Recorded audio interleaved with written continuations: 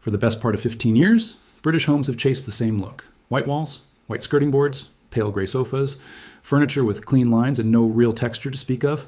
Walk into a new build show home, a rental flat, or a freshly renovated terrace, and the palette is almost always the same.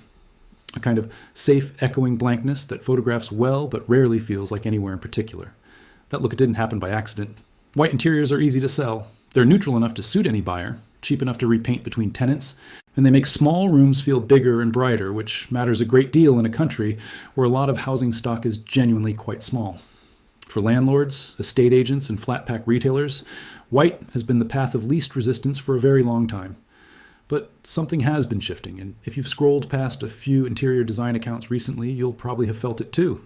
Warm, solid timber is creeping back into British homes, not as a small accent, but as the main event. Exposed oak beams left bare instead of boxed in, reclaimed floorboards. Deep-toned sideboards, standing proudly against a wall instead of being pushed into a corner and forgotten. People are choosing to look at wood again, rather than painting over it. Part of the reason is simply fatigue. White rooms can look sharp in a magazine, but live in one for a few years and the flaws start to show. Scuff marks appear at skirting height. Every mark from a moved sofa or a dragged chair leg becomes visible. There's nothing for the eye to settle on, no texture to run a hand over, and very little sense that the room belongs to the people living in it rather than to whoever staged it for sale. Timber doesn't have that problem. Grain, color variation, and the small marks that come with age are part of what makes it interesting rather than something to hide. There's also a practical side to this. Reclaimed and restored timber furniture tends to be better made than most of what's sold new today. A sideboard from the 1960s, built from solid oak or teak with proper joinery, was made to be repaired, not replaced. Compare that to a lot of modern flat-pack furniture, held together with cam locks and chipboard, which is often genuinely difficult to fix once it starts to fail. So when people replace a damaged piece rather than restore it, they're usually not choosing convenience over cost. They're choosing convenience over both cost and quality, without necessarily realizing it. Most people who give up on an old timber piece do so because they assume the damage is worse than it actually is, or because they don't know where to start. That's a shame, because the vast majority of what looks like terminal damage on solid wood furniture is entirely repairable, often with tools you can pick up for under 30 pounds. Restoration isn't a niche skill reserved for professionals with a workshop full of specialist kit. It's closer to basic home maintenance than most people expect. It also helps to understand where the white interior trend actually came from, because it explains why so much good timber furniture ended up painted over in the first place, rather than simply discarded. Go back a few generations, and dark, heavy wood was the default in British homes. Victorian sideboards, oak dressers, mahogany dining tables passed down through families. The mid-century decades brought lighter, simpler timber furniture into fashion, but wood was still very much the visible, dominant material in most rooms. It wasn't really until the rise of flat-pack retail and the Scandi minimalist look took hold that white and pale gray became the default, and a lot of perfectly sound older furniture got a coat of white emulsion or chalk paint, simply to fit in with a new color scheme, rather than because there was anything wrong with it. That's precisely why so many of the pieces now being rescued and restored aren't damaged at all underneath. They were only ever hidden. Before any restoration begins, it's worth understanding exactly what you're dealing with, because different problems call for different solutions, and treating the wrong issue can waste time, or in some cases, make things worse. Cracks are one of the most common issues, particularly in older pieces that have lived through decades of central heating. Wood naturally expands and contracts with humidity, and modern homes are far drier than the environments most antique furniture was originally built for. That drying out causes the wood to shrink slightly and split along the grain, usually in long, thin cracks on tabletops or panel doors. You can usually tell a genuine structural crack from surface crazing by running a fingernail across it. If it catches and there's a visible gap, it needs proper repair rather than just filling. Loose joints are the next thing to check, and they're easier to spot than most people think. Grip a chair by the seat and gently twist or push a table diagonally from corner to corner. Any movement, creaking, or flex that shouldn't be there usually means the glue inside the joint has failed. This happens naturally over time as old animal hide glue, commonly used before the 1950s, dries out and loses its grip. Missing wood is more obvious. A chipped corner, a chunk gone from a leg, a section of molding that's snapped clean off. But it's worth checking how deep the damage runs before deciding on a repair method, because small chips and larger missing sections are treated very differently. Water damage shows up as pale rings, dark blotches, or in more serious cases, a soft, slightly spongy feel to the wood when you press it. TThe softness is the warning sign to take seriously, because it can indicate the early stages of rot, particularly on pieces that have spent time in a damp shed, a garage, or outbuilding. A simple test is to press a flathead screwdriver gently into the suspect area. Sound wood resists, while rotten wood gives way with little pressure. Paint damage and peeling varnish are usually the easiest problems to diagnose. Flaking, bubbling, or a cloudy, hazy finish generally means the old top coat has broken down and needs to come off entirely before any new finish can be applied properly. Loose glue joints on drawers, in particular, are worth a special mention because they're one of the most common reasons people give up on furniture that's otherwise in excellent condition. A drawer that rattles or has a gap at the corner almost always just needs regluing. It's rarely a sign that the piece itself is beyond saving.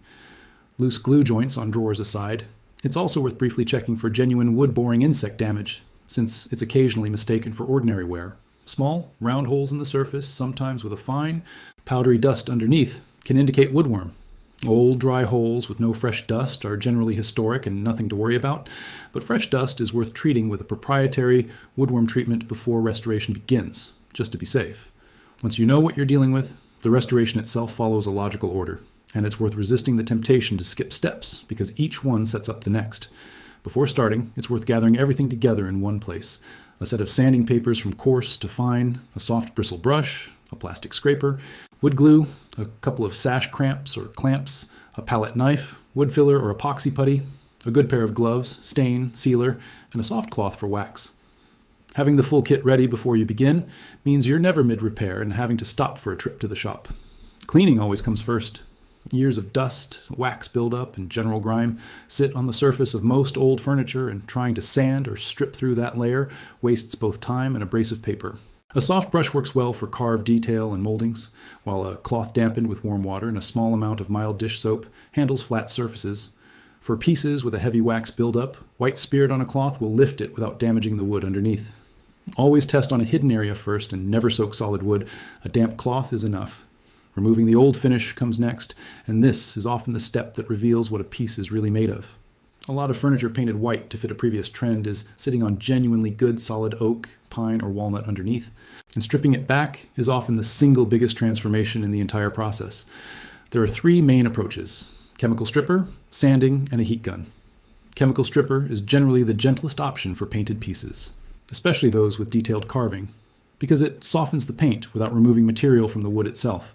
Apply it with a brush, leave it for the time stated on the tin, then scrape it away with a plastic scraper to avoid scratching the surface underneath.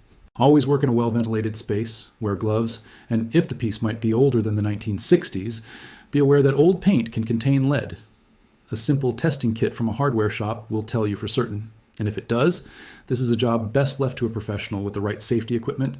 A heat gun works well for thicker layers of varnish or paint on flat surfaces, but it needs a light touch. Hold it a good distance from the wood, keep it moving constantly, and stop the moment the finish starts to bubble rather than waiting for it to burn. Scorch marks are far harder to fix than the original finish was. Sanding is where the real shaping of the surface happens. The general rule is to start coarse and finish fine. Typically 80 grit to remove old finish and level out minor imperfections, then 120 grit to smooth the surface, and finally 220 grit to prepare it for staining. Always sand in the direction of the grain. Never cross it, because sanding against the grain leaves scratches that show up clearly once stain is applied. On flat surfaces, a sanding block keeps pressure even and prevents dips forming in the wood. On curves and moldings, hand sanding with folded paper gives far more control than a power sander, which can easily remove too much material from a rounded edge. Cracks are repaired differently depending on their size. Hairline cracks can often be filled by working wood glue into the gap with a thin syringe or a palette knife, then clamping the area gently until it dries. Wider cracks usually need a wood filler or epoxy, tinted to match the surrounding timber as closely as possible. It's worth mixing a small test batch and letting it dry before committing, since most fillers dry a shade lighter or darker than they appear when wet. Filling larger gaps, such as missing chunks of wood or deep gouges, calls for a 2-part epoxy putty rather than a standard filler, because epoxy has genuine structural strength and won't shrink or crack the way lightweight fillers can. Build it up in thin layers rather than one thick blob. Let each layer cure, then shape it with a sharp blade before sanding it flush with the surrounding wood. Regluing loose joints is one of the most satisfying parts of the whole process, because it usually transforms a wobbly, unstable piece into something solid almost instantly. Where possible, gently take the joint apart, scrape away the old dried glue with a small chisel or a stiff wire brush, and clean any dust out of the joint before applying fresh glue. A standard PVA wood glue is perfectly suitable for most repairs, while traditional hide glue is worth considering for genuinely old or antique pieces, since it can be softened again with heat in future if further repairs are ever needed, something a permanent modern glue won't allow. Once the glue is applied, clamp the joint and leave it for the full time stated on the glue's packaging. Rushing this step is one of the most common mistakes people make, and a joint that hasn't fully cured will often fail again within weeks. Replacing damaged wood, a snapped leg, a split rail, a missing section of trim, is the most advanced stage of restoration, and it's the one place where matching the grain and species of the original timber really matters. A mismatched repair stands out immediately once stain is applied, even if the joinery itself is sound. For straightforward replacements, such as a dowel or a length of molding, most hardware shops stock timber close enough to blend in once finished. For anything more complex, it's entirely reasonable to have a local joiner cut a matching piece. Restoration doesn't mean doing every single step yourself. It means saving the piece rather than sending it to landfill.